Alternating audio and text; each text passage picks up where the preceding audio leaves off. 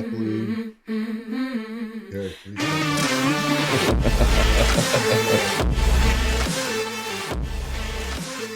welcome back, everybody.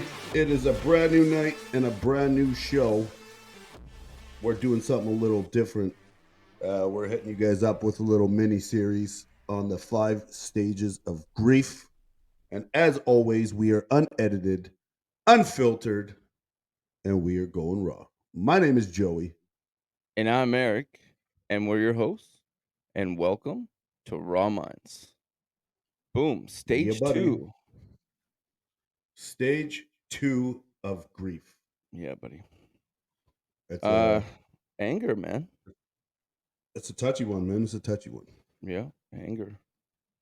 I have to say, Yes. like, I know there's like the stages, like denial, anger, bargaining, and so on. Um, but they don't always come um right after each other. Everybody's a little bit different. Denial is usually first, though.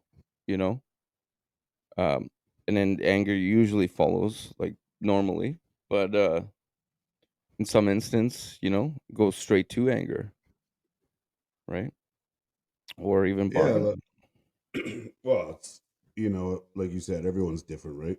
Yeah, Some people don't even get out of denial. They it's live true, the man. rest of their life in denial. And Yeah, some people live their life angry, yeah, so it's when you look at the 5 stages as they say, like it definitely makes a lot of sense through, when you look back at a lot of the traumas and heartbreaks and all that we've all been through. You go through those emotions and mhm, motions. yeah, So when you read it and you look back, you're like, yeah, that makes a lot of sense that we go through all that. But again, like I said, some people will never accept in the acceptance, and no, and some people will deny it for the rest of their life, mhm, or some people will be angry for the rest of their life because we know a lot of people like that. I've grown up with a lot of people like that, and I was like that for a long time. And with things that people have done to you, and the grudges that you hold, and the anger that you just can't let go, mhm, and especially with the anger, right? Because you go through, not only when things are done to you that wasn't your fault, um, you you really hold that against people, and you live every day angry. mhm, You're up, you're hurt, but at the same time, especially to the people that you thought were your friends and the people that you thought loved you and had your back, and you see some people that show their true colors way later in life, and is really hurtful. But then it also makes you very angry because you know that you would never do that to them, or how could they do this to me? And it's a it's a real hard emotion to try to navigate through definitely. when you're angry Mhm, and hurting from the things that's happened to you, right? So yeah, it's a tough one, man. But the definition of anger is emotional punishment that you give yourself for other people's bad behaviors, right? You're punishing yourself by staying angry, by being angry. And they always say, like, forgiveness is for you, not for them. Well, it's kind of true, because if you can learn to let it go regardless of what has happened to you, your life will be and will be a lot more peaceful. And because regardless of how you feel, whatever it is that's happened to you or to anybody else, it's happened. You can't change it, mhm, right? So your feeling is not gonna change anything on that person or whoever did you wrong or whatever the situation may be. So you have to be able to learn to let that go in order to move forward in your life, and live a more peaceful life. Because like I said, I held on to anger towards a few people in my life for the hurts and wrongs, and it it ruined me for a long time, and I couldn't get over it. But in that, you're not growing, you're stuck. You're putting out it's a negative energy that you carry every day because of how you feel towards somebody else or something that's happened. But you can't change it. There's nothing you or anybody can do to change that. So what you have to be able to learn to try to let that anger go. Yeah. But Well, on that note too, man, it's not your typical anger too. It's confusing. I can't even speak right now. Confusing anger. You know what I mean? Because at one hand, say like someone that you care about or a loved one is gone. You're dealing with loss. You're not going to see this person. In denial. But at the other hand, you're angry at them because they're gone and they did something stupid to make that happen. So you're confused back and forth, right? And a lot of times when people go through that stuff, it's hard because you're angry and that person isn't physically here. So how can you be angry with that person and tell them how you feel when that person's not here? So it's kind of like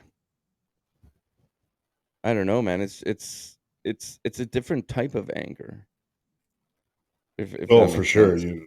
a million percent it does, right? Like Yeah. being angry and hurt from a friend stabbing you in the back or your girl cheating on you or whatever the case may be, compared to, like you said, losing a loved one or your best friend, actually, which I've been through. My high school friend committed suicide. Mhm. And you sit with this anger of how could they do that? Why would you do that? You have children. Over this is what you do, and then you hold this anger towards them, Yeah. but they're not here. So that's where you have to learn to be able to break that and not hold on to that, Mhm. because they are no longer here and there's nothing you can do about it. As much as you wish that they were here, you, you, they're not coming back. So Yeah. that's definitely, like you said, it's a whole different anger, because you're hurting and mad that they would leave you, whether if it was, a choice that they made on their own, you know. Like my And then even if circumstance. it what, well, that's, like, look at with you, right? Like, Yeah. for anyone that's listening and just tuning in and never heard the show, is, my co-host Eric here lost his fiance on Father's Day last year, Yeah. due to not so great choices, and it's truly heartbreaking, especially when it's someone like the kind of person that she was. Yeah. And now that we've actually kind of brought this up a little bit, let me ask you a question, Eric. When I've been through loss of family and friends, but this for you is a different loss that I've never had to go through. So I can't fully say because of the relationship that you had with her. Mhm. But after that happened and your fiance passed away, there's obviously like the denial. And did you feel in your, I would say, well, yeah, in your healing journey and in trying to get through what has happened, did you find yourself to be, very angry? Um, it's kind of a tough question there for me because the situation that everything was happening. I didn't really get a chance to fully grieve because of everything that was going on in the background. Um, did I feel angry at one point? Yeah, definitely. Um, I was angry that this person that was supposed to be my person, my twin flame, as I put it, um, picked what she picked instead of me and my daughter. So yeah, I was definitely angry at one point. Um, I just couldn't see how you would rather do that than mess up an amazing life that it was starting off to be. It was truly the white picket fence, everything like that. It was awesome. So yeah, I definitely was angry. Um, but I dealt with other people's um, grieving where they were angry at me. Um, f- I got I was at home with my daughter when she passed away, and my daughter's best friend. She passed away at her mom's house, but yet I got blamed for her death. You know, and the decisions that she made. She's a big girl. She made those decisions, but yet I got blamed for those. So that just shows you that other people were dealing with their grieving different way, and everybody grieves differently. Don't get me wrong. There's no, I mean, you could be at a funeral and like, oh my god, why is that person not grieving? They just lost their loved one. Well, they who knows? They're grieving in a different way. Mentally, inside, definitely that person is grieving. Maybe they're just trying to hold it together for everybody else in the family to be strong or whatnot. I mean, everybody grieves differently. We're not the same. So, I mean, these people were attacking me, really. You know, they were angry. They needed someone to blame. So, yeah, they picked that guy. He's the outsider, right? So, I mean, you saw all this stuff that was happening. You heard it. You seen it. You know what I mean? It was people's grieves and how they grieve, definitely. Um, do I think it was right what they did? No, definitely not. But I understand people grieve, like I said, differently. So, I mean, yeah, that's just how they affected them, which then stunted my growth of grieving, really, because of the hurdles that I had to go through in order for me to keep pushing forward, um, because of what I had to go through.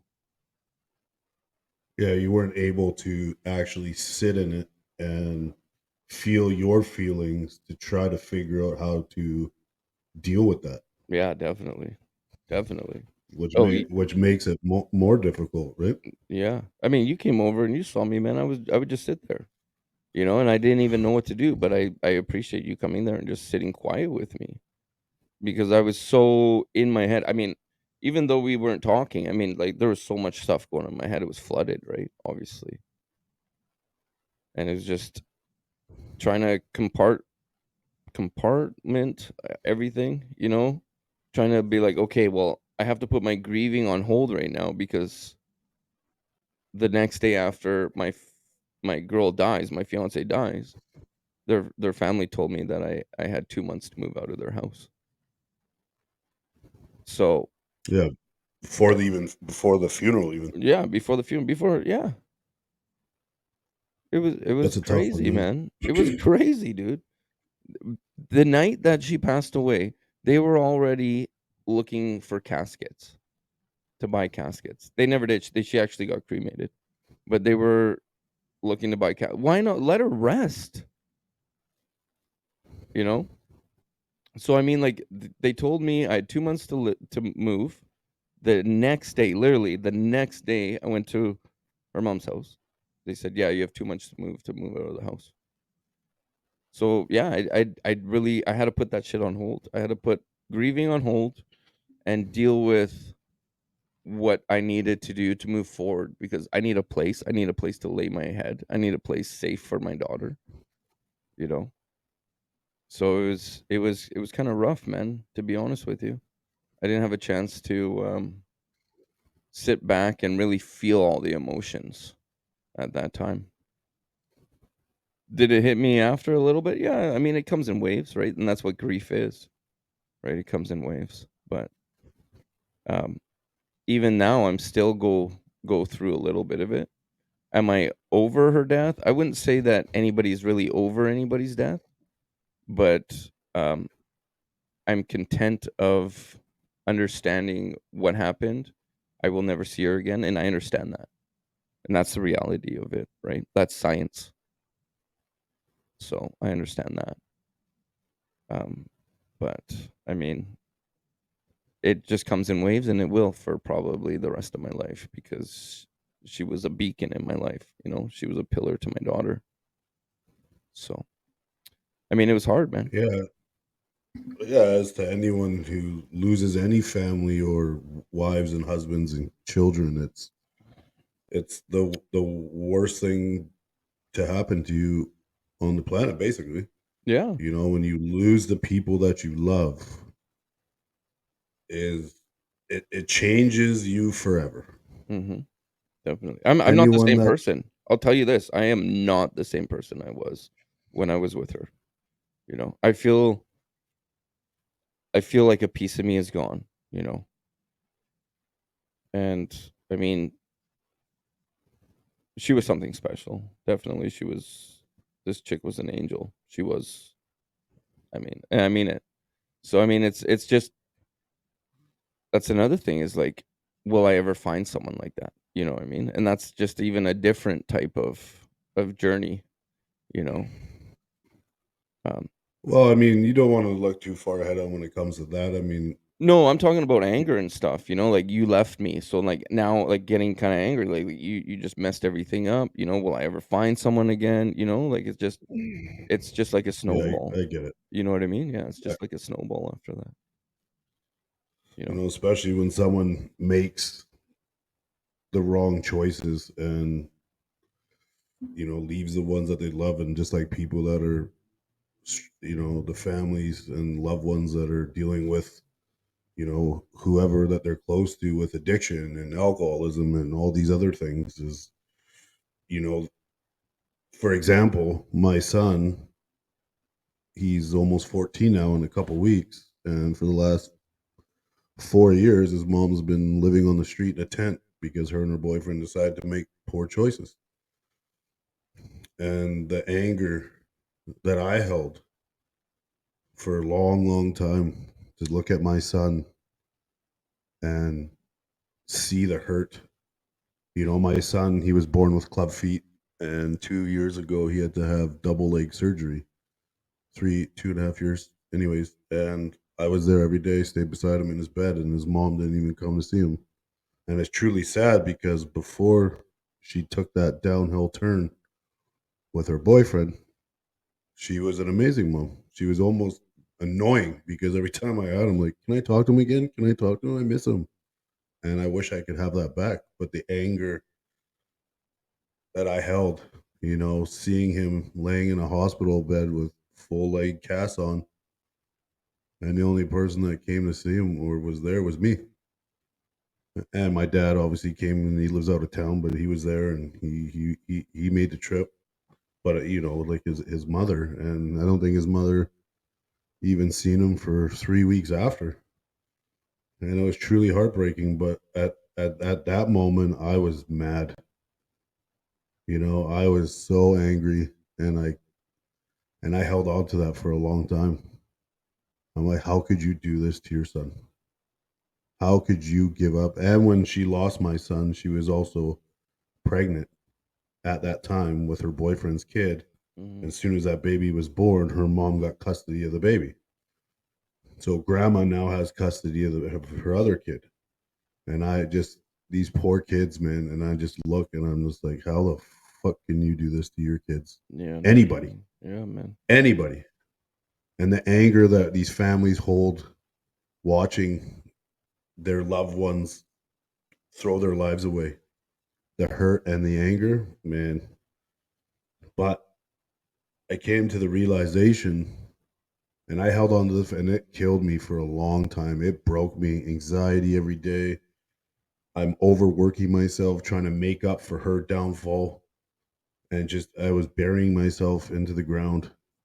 And but I came to the realization is that it doesn't matter how I feel or what I do. If she doesn't want to change, she's not going to change. If she's not going to be there for my son and her other kid, she's not going to be there. Yeah. She might not be acting like it, but she's a grown adult. And if that's the choices that she makes, then that's a choice that she makes. And there's nothing I can do about that. And I held on to that for a long time, like a couple years.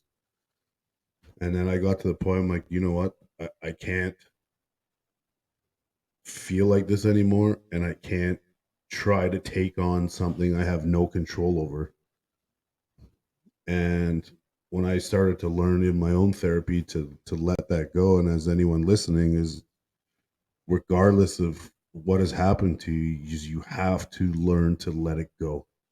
No matter how traumatizing it is to you, no matter the pain and suffering that you had to go through, I don't wish it on anybody, but regardless, it's happened, and in order to move forward in your life, the best that you can is you have to learn to let that go. Mm-hmm.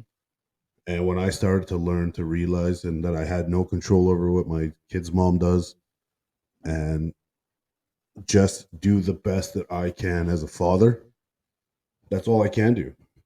And it's heartbreaking sometimes, and the things that I see, and it breaks my heart. But there's nothing I can do about it, so I can't hold on to that anymore. So all I can do is be the best dad possible, be there for my son, and try to raise him the best that I can, because his mom is no longer in the picture. And it's truly sad to say, because we were friends, and she was a good mom before this, and I don't wish bad on her because it's my son's mother. But I'm waiting every day. She's so bad that I'm waiting every day to get that phone call that she's gone, Mm-hmm. because she's literally sleeping in a tent, and she's 70 pounds, lost her teeth, and she used to be a beautiful girl. And the But diseases you don't even know, you know what I mean? And everything, if they're doing whatever, sharing things, man, it's fucking it's a dangerous game. Not only that you're it is. playing with the chemicals, but then also you don't know what other people got around you, right? When you're in that But lifestyle. but that anger that I held, man, I tell you, man, it killed me. Oh, But like I said, once I definitely. started going therapy, and whatever it is you guys are going through, it doesn't matter, is you have to learn to let it go, because now I have way less anxiety. I don't let that be the first thought every morning and the last thought before I go to sleep. And I don't let it take over my days anymore, because I got to do the best that I can for my son now. That's Mhm. all I can do. And with what happened with you, even, is that happened, and you can't change that. You wish you could. Yeah. I wish my son's mom was around. Mhm. You wish that your fiance was still here, but this is life, and these things happen, whether it's people's poor choices or not.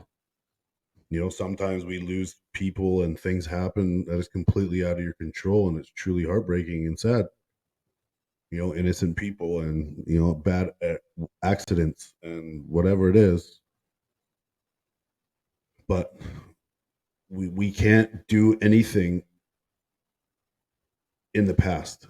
No. Doesn't matter what it is. We can't. It's in the past. There's nothing any of us can do about any situation. We play the stories in our head, and I wish I said that, and I wish I didn't leave that day, and I wish I picked up the phone and told him I loved him before I left the house. And we hold on to this guilt and this all these things that happened to us. And I wish I didn't live with my stepfather because he did this to me. And and we do this. We're humans, and these are painful, traumatic events and things that happen to us. But it's in the past, and there's nothing any of us can do anything about. So, like when I said, is forgiveness is for you, not for them, or whatever. Is that part of that is learning to let go, and you have to, Yeah. because if you hold on to that, and we're talking about anger, is, man, I know a lot of people that are sitting in that anger, man, for 10 plus years, and their life, and because of that, that's what you're putting out to the universe. That's the energy you're putting out. That's what trickles into your job. Mhm. You're never happy. You're miserable. You're not. You don't have clarity in your mind to be present. Like we've talked about this a lot. Is you don't have that clarity to be present in the day that you're in. If you're angry all the time, for one, no one's going to want to be around you. No one's going to want to date you. And if you're angry all the time, your kid, if you have kids, they're gonna feel it. They're gonna see it. Your relationships will fail. That was And me, man. anger. That was Yeah. me, bro. You know what I mean? From God, like as a kid, after my dad left, definitely. And I just had this anger. I didn't get rid of the anger until God, my maybe mid to late 20s. I just was mad angry all the time. Had a violent, very violent, um, um, just anger issues. I was punching holes in my wall, my door. I went through like 6 doors, man. My mom got tired of buying doors, that she got a piece of plywood and she screwed it to the door, and I would punch that shit. It was crazy. I was just full of anger, and as a kid, I never really dealt with it. I went to counseling. I've been in and out of counseling my entire life, but I wasn't comprehending what they were trying to teach me. It would just go in one ear and come out the other, because I'm a little punk, man. I was a little punk. I don't want to hear what some stranger's telling me. I'm not crazy.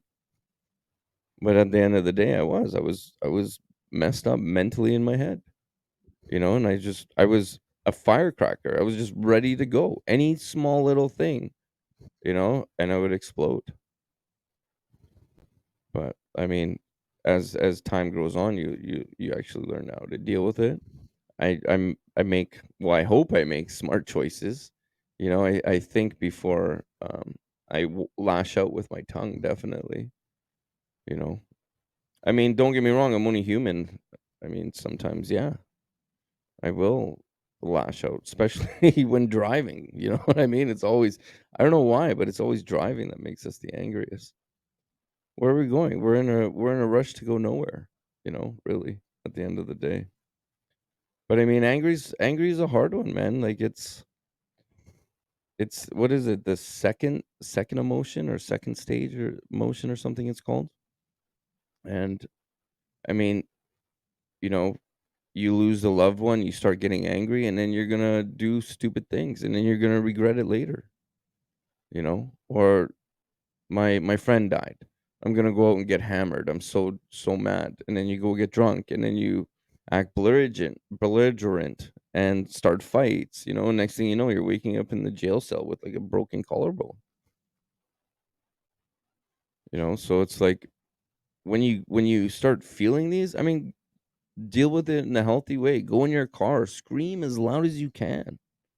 You know, scream into a pillow, punch a pillow, write it down, write how you're feeling.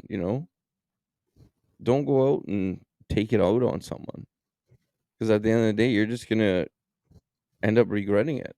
You're gonna hurt someone, or hurt yourself, or jeopardize like your future.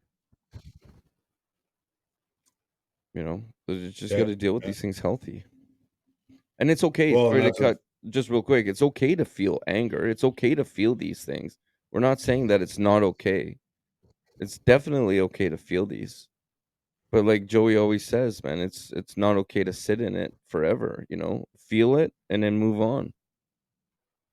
You got 3 more grief stages to go through, so buckle up, right? Don't just sit in that one. You got to get through it all in order to heal. well, for sure. You got to be able to hit that head on and deal with that, because if you are angry all the time, like most people know that they're angry all the time. Yeah. They know that they're angry all the time because they're not happy. Yeah.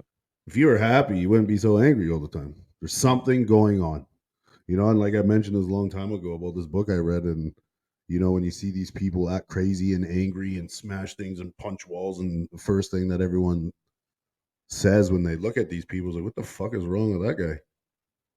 Right? But Mhm. nobody asked the question, and in this book, and it makes a lot of sense, but nobody will ask that. But it's what happened to him. Exactly. Why is he acting like that? Why is she acting like that? Why are they so angry?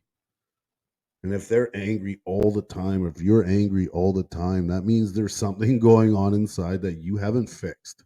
Mhm. There's something going on that you haven't talked about, or you haven't seek help to deal with it, and you're holding on to it, and and you're just letting it all out in the wrong way. And then that's when you start doing stupid things and your anger comes out and nobody wants to hang around with you anymore. Then you become more miserable. Then your wife left you and your girlfriend left you because you're not a happy person and you're breaking things or whatever. Everyone acts out different when they're angry. Some people are able to hold it inside, screaming in the car and into your pillow, and some people lash out on other people with abuse and Mhm. you're trash your house, whatever. But that is a serious indication that there's something going on deep inside that you really need to fix. Mhm. And there's holding on to anger that you really need to tackle and why someone's angry all the time. And then, like you said, being angry is normal. That's an emotion. Like you get angry, you get angry. It's not severe, but you get angry because your kids aren't listening and they're not cleaning up their room, or you Yeah. get you get angry because a guy cut you off or rear-ended you and now your day's screwed for the next 2 hours and you're late to work. Like these are normal stages of things in life. You're angry, you get over it, you move on, right? But those big things, and someone that holds on to these because of things that's happened to them in the past, is something that you really need to tackle and deal with. Mhm. But that also, I think, with the people that are angry all the time like that, is the first stage and second stage of grief is hand in hand with them because they're Definitely. still in denial. Yeah. They're still in denial. They're angry. They don't want to admit because they're in denial that they have problems, they have issues, and they don't want to talk about it because they don't believe that they have problems. So that denial and anger, they're sitting on both of them. They haven't even got through the denial yet because now they're in the angry stage without even getting through the denial stage. Teeter-tottering. Now they have now they have both, Yeah. right? Yeah, So they're definitely. even more angry, and that's why they're angry all the time, and that's why they're not dealing with their shit because they're still in denial. Mhm. So how can you move forward to heal yourself if you don't think you have a problem, you don't want to talk about shit, you say you're fine, but you're not, just like a lot of people do, and they just go to work and overwork and bury themselves in the bar or gambling and the fuck whatever it is that they do because they don't want to talk about, they don't want to deal with it because they're in denial and they don't want to admit it. Or as a man, or whatever it may be, even from their childhood, don't want to tell somebody that this happened to me when I was a kid, or Mhm. whatever it might be, or I'm struggling financially. I don't want to tell my wife, and then it's killing them. But they're in denial. But now they're angry at themselves because they don't know how to fix it. They don't know how to get out of it. So it's either they're angry because of what's happened to them, or they're angry at themselves because life is not going the way they thought it would at that moment. Because I was like that too, man. I was just getting so upset at myself because we all want these certain things, but then when it doesn't happen, we have these expectations, and then you just get so pissed off. Like I had a fucking breakdown a couple of weeks ago, man. I was so mad that all the positive things that I was doing, I was just hitting wall after wall after wall, and I broke, man. I literally, like, I haven't felt like that in a long time. Yeah. But it's We're all only the different human, though. levels of it. It's okay to Oh, of feel like course, that, man, for sure, man. But you know? there's that different levels, but that's the big one, man. If you're angry all the time and then you're miserable all the time. Yeah. Why do you want to be like that? Yeah. I And think that's it's the whole more work reason to what be miserable, you know what I mean? It's more challenging, more work to put in to be miserable, you know? and it's exhausting, man. Because when I look Yeah. back and when I was mad and upset and angry and miserable, man, my days were fucking shit. Every day was shit. I wasn't present in the day. I'm here, but my head's not Yeah. because I'm just sitting in anger the whole time and mad at myself, mad at the world. I used to be like, fuck this. And And that's where the victim mentality used to come in, and a lot of people, most people, still have that Yeah. because they're in denial. They're blaming everybody else. They don't want to look in the mirror. They don't want to take accountability. And but those are the people that are just going to exist in life. They're not going to live. Yeah, You're exactly. existing. Yeah. You're just, you know what I mean? And why do you want to live like that? And when you get to a point where you wake up one day and you're like, man, I don't want to feel like this anymore, just like me, just like you, just like, a lot of people, is that's when your life will start to change, is when you learn to let go. Stop being angry all the time. Accept it. Talk about it. Deal with it. Because once you start to learn to let that go, whatever it is that you're holding on to that just makes you mad every day and lash out on the people that didn't do nothing to you, and you're taking it out on your kids and your wife and your True. mom and your brothers and sisters and friends, man, like you guys really need to just reach out, man. And it takes a bigger man to admit that they have issues, but most people don't change, like we've talked about too, is until the people hit the rock bottom. Either the person will get even worse, or that's when they'll be like, when they lose their wife, they take the kids away, they're getting a divorce, they lost their job. Well, now you feel like you have nothing. Okay, well, which way do you take now? We've all made mistakes, we've all fucked up, we've all been there.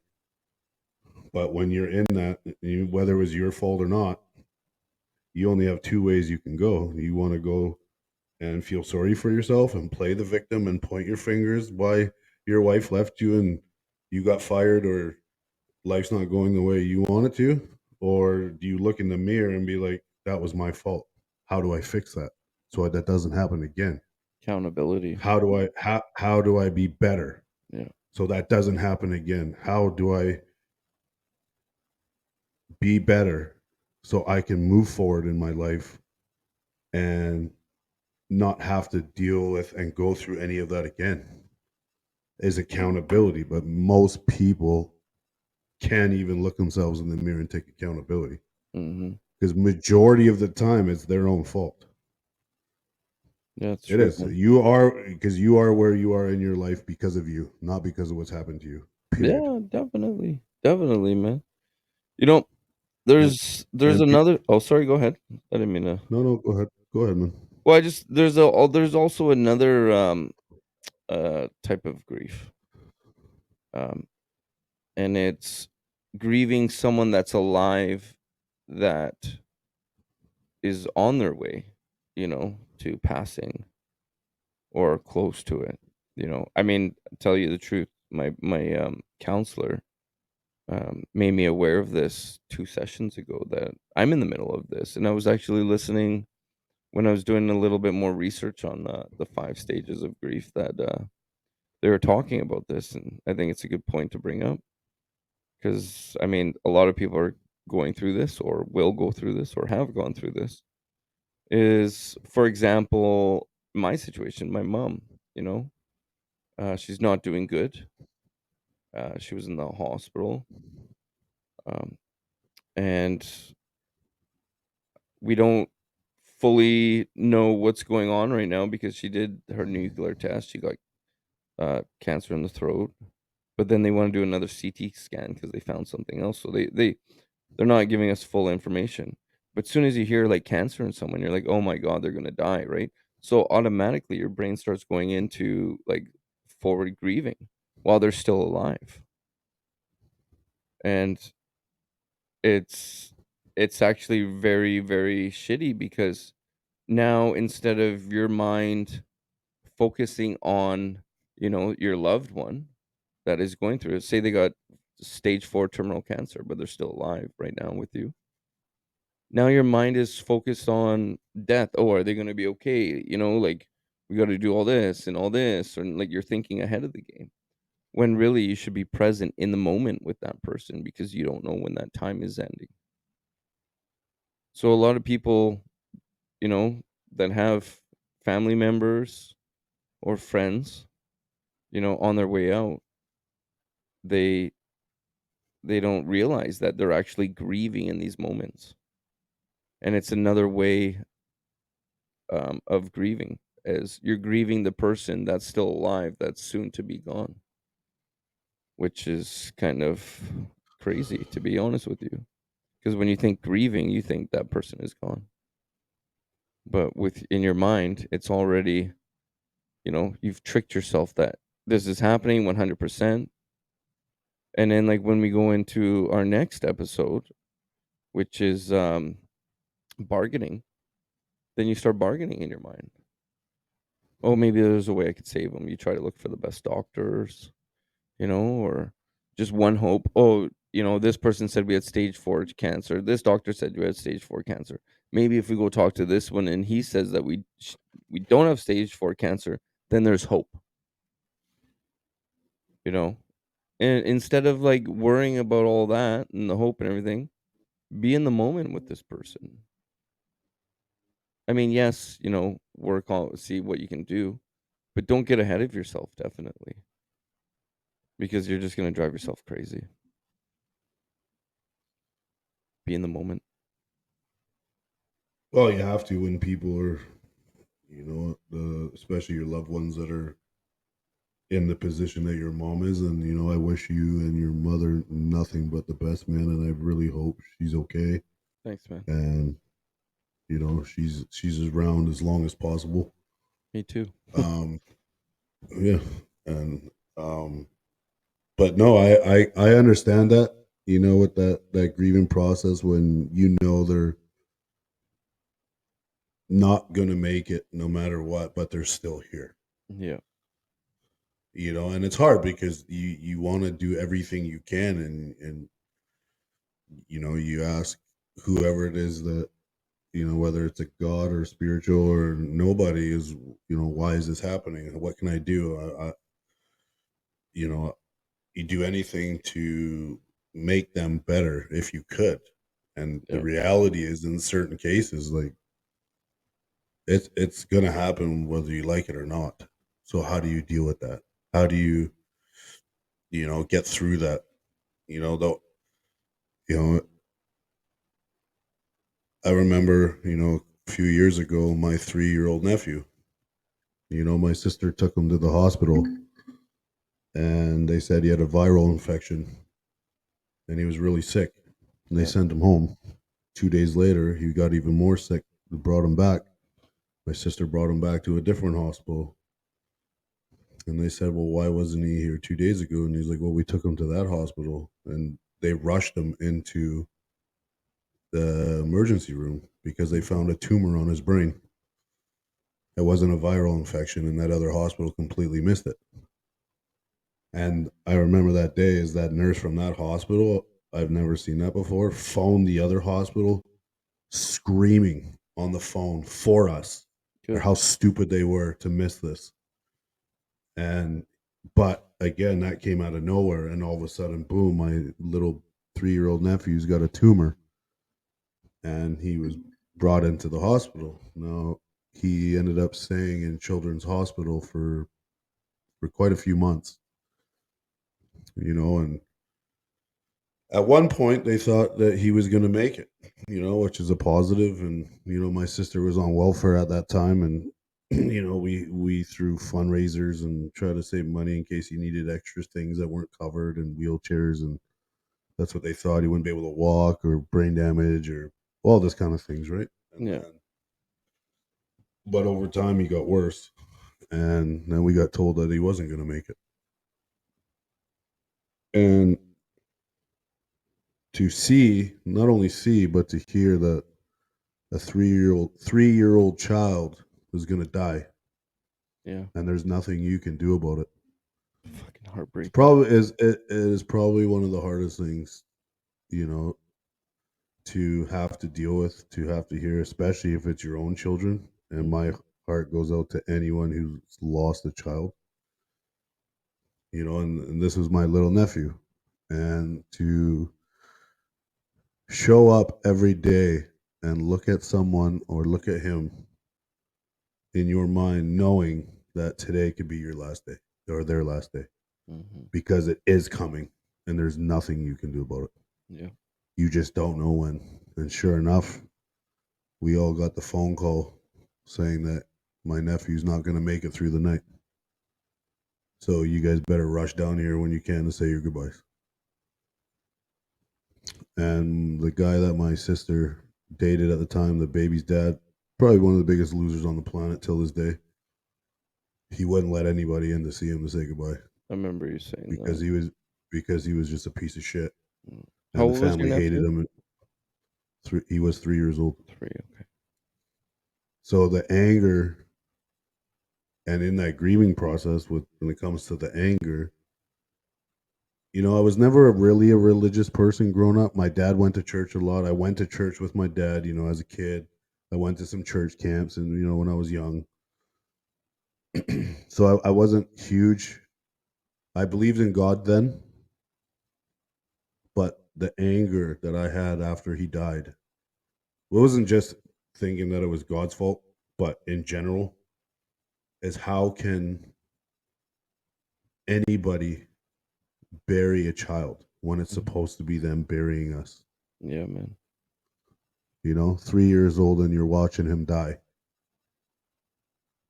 And the anger that I held for the situation, and that was the day that I stopped believing in God, even though I wasn't a big religious person, but I believed in it, you know what I mean? Mhm. Because to me it's no child should ever die, especially from sickness, or ever. No child Yeah, should yeah, die, yeah, man, they gotta live. you know. Yeah. But in the world that we live in, things happen with accidents and this and that, and it is truly heartbreaking. But no child should sit up in children's hospital for 6 months and die at 3 years old. No. There's no So life. the anger that I held at the situation, was a really hard one to let go. To watch that little boy or any child in that matter, it doesn't matter, is so yeah, it's a different level, like you said, of the grieving process. Looking at somebody, knowing that they're gonna go, and there's nothing we can do about it. And the things that we, any one of us out there, would do anything to keep the loved ones around.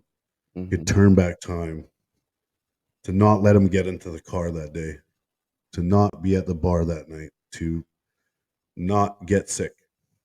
Yeah. We would all do it with a push of a button, hands down. Oh, yeah, if we had a But time this, machine, we'd go back and do it, you know what I mean? Definitely. but this is life, Yeah. So regardless of how traumatic and heartbreaking and painful things happen to us in our lives, is we're still here, and we still have people that count on us. We still have people that love us.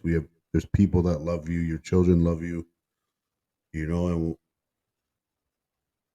so you have to be able to let go and accept. And nobody, especially when it comes to death, and especially of a 3-year-old, you don't accept that ever. Mhm. But it's the reality. And once you can at least accept it, because you will never forget it, just like you with your fiance, man, that's a piece of you gone, but that's also a piece of you that will stay with you forever Yeah. as well. Yeah, definitely, You, definitely. you lost a piece, but you also gained a bigger piece, Well, in a sense. and Like, I learned my lesson from her, and the lesson that she taught me was true love, you know what I mean? And that's what we speak about all the time, is as shitty and as dark and as hard as whatever you're going through at the time, there's a lesson in it, you know? And I thought my whole life I knew what love was, but I didn't. I'll tell you that, I didn't until I met Jules. And now I know what true love is. And she made me wanna feel what I mean, that again, you know what I mean? To, like, have that. And I won't put up for anything less, to be honest with you. you know? And then when I look back now, when my nephew passed, because of that, for years, me and my father would go on Christmas Eve every year, and we'd buy presents for all the kids because my son or my nephew, sorry, stayed in obviously the cancer ward for months, Yeah. and the way that he was treated was amazing. The nurses, the doctors, the NHL hockey team came and visited him at one point. He was on the TV and all this shit, and it was all amazing stuff, But because of all that happened, Mhm. we took that, me and my father, and we went to Children's Hospital every Christmas Eve, presents, and you know, we went every Christmas Eve night, and we brought all these presents to all the kids in the cancer ward that couldn't go home for Christmas, and to give to the parents and to give to these children that might not make it past Christmas. Yeah. So to be able to take from that a bit of a positive, and the positive was to put a smile on these children's faces, at least for a minute, Yeah. and those parents' faces, because man, to see any child like that, or any child hurt, sick, anything is just it's truly heartbreaking, So Mhm. because of that, though, we were able to shine a little light on some of these children that were sick that couldn't go home for Christmas, Mhm. and we did that for quite a few years, and then my dad moved away. But so regardless, like Eric said, whatever it is that you guys are dealing with, whatever you guys are struggling with, is even in that pain, or when you're going through that pain and that hurt, you'll never find the positive in that moment, or you'll never try to look for the positive, because you're so messed up and so you're broken. Like you can't possibly register that there's something positive going to come out of what has just happened to you, because it's that devastating, that hurtful, whatever it is. But that's normal because of whatever the traumatic experience or the pain that is that has happened to you. Yeah, you're gonna feel that way. We're human beings. Every single one of us is gonna be hurt, broken, alone, feel alone, whatever it is. In those times of you know painful situations, and you won't see it in the moment, but there will be, and I promise you, there'll be positives that do come out of it. Mhm. Because no matter what's happened to you, like again, that was the past, and there's nothing you can do to change it. All you can do is change to go forward, and which way you're gonna go forward. But if you look back, even anyone listening right now, stop for 5 minutes after and just sit back and think of some lot of shit that you guys have been through, and then and when you're at more clear mind, and then you look forward and be like, well, if that didn't happen, I wouldn't have done this, Yep. and if that didn't happen, I wouldn't be here, and if that didn't happen, I would have met this person who is now my wife, and now I have these children because I met this wife because of that. Yeah, man. Whatever it is, Yep. that's how it works. So there are positives in everything that happens. There's a positive in every negative. But in the negative, and when you're feeling these emotions and struggling the way that some people are and the way that we did, is again, you have only two ways you can go: is tackle the problems at hand, face them, turn around and face those demons, figure it out, stop being so angry all the time, and anything that you can control that you need to change, and you need to change it now. Don't take the other path and feel sorry for yourself and play victim, because you're going to live in that victim mentality the rest of your life, and again, you're just going to be existing, you're not living, Damn rights. and nobody's going to want to hang out with you, nobody's going to want to date you or marry you. Your kids probably won't even want to come to dad's house anymore, because you're just miserable and angry all the time. And why do you want to live like that? Why does anybody? So if you have control out of all these little things that are bothering you and you do have control over it, change it, fix it, work on it.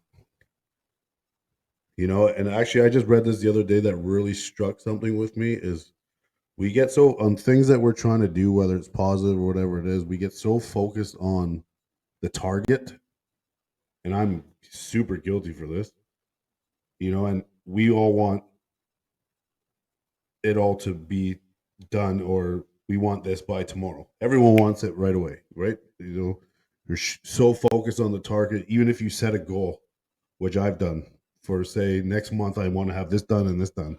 And then you get there and you're not even close. And we just keep getting down on ourselves and angry. But when we stop focusing on the target and start focusing in on our own actions and the process, right?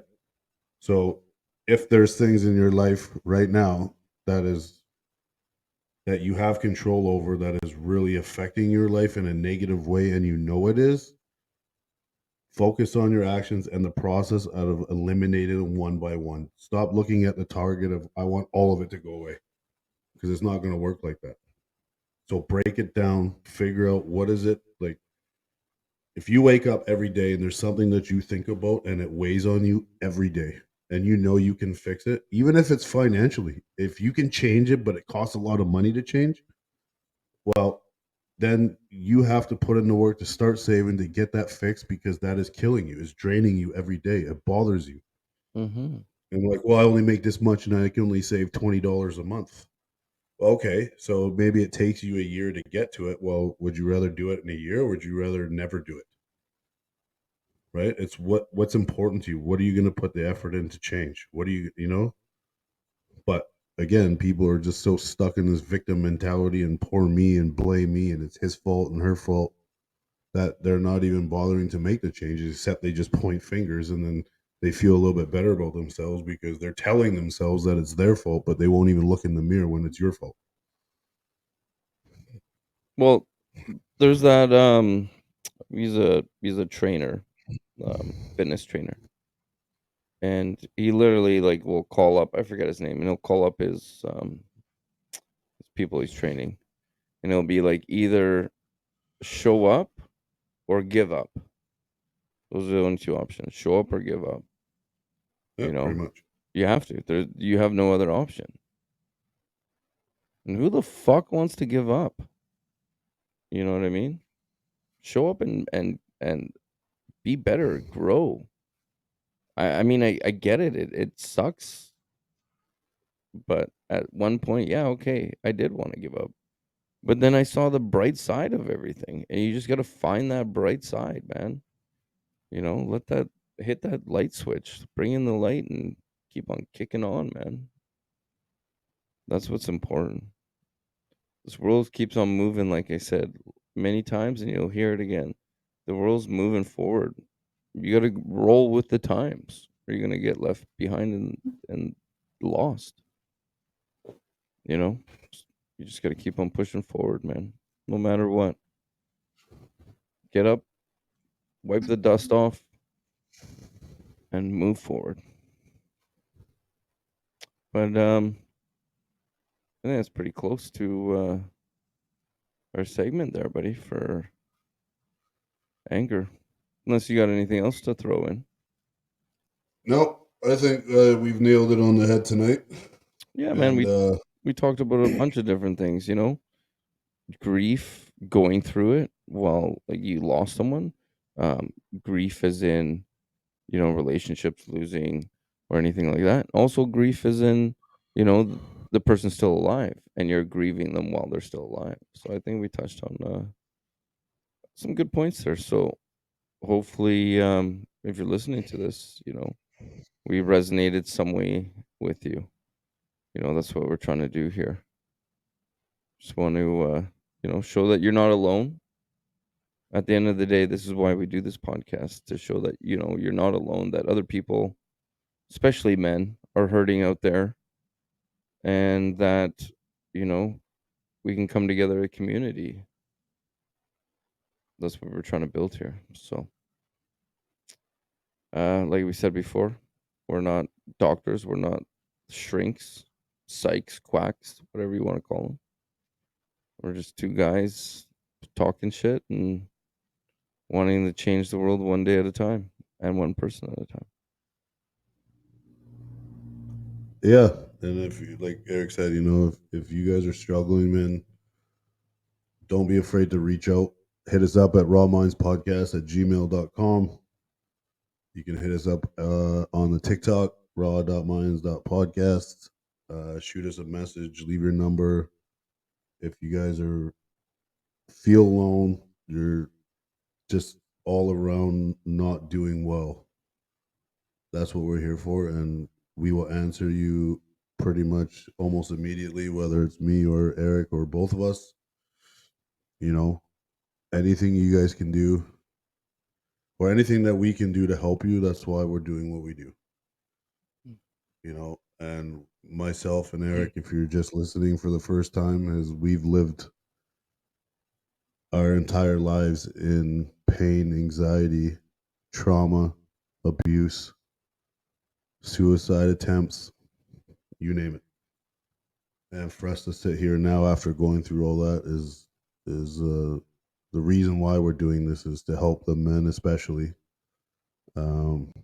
that's feeling that way, and try to help them overcome that with, like Eric said, we ain't doctors, but man, we lived it more than most people you probably ever met. So Yeah, buddy. don't be afraid to reach out.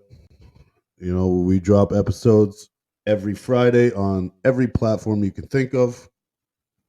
And if you don't know us yet, we are Raw Minds, the first podcast on men's mental health.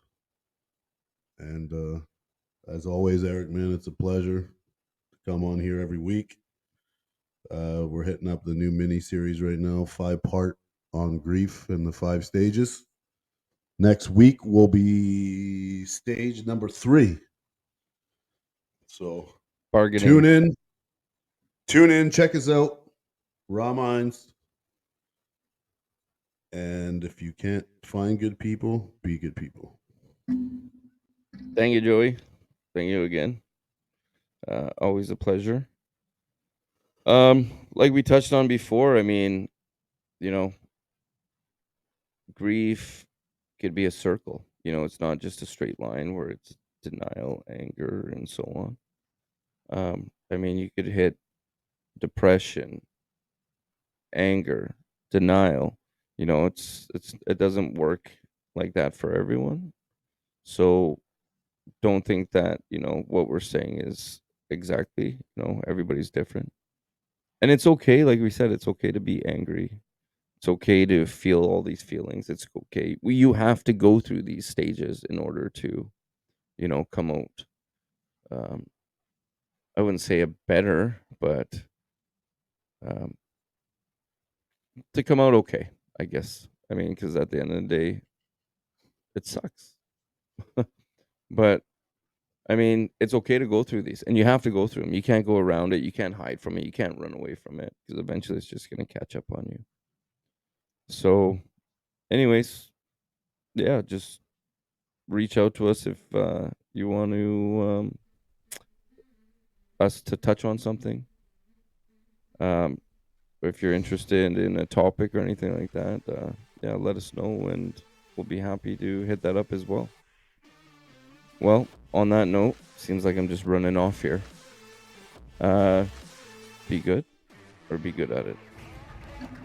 Bye.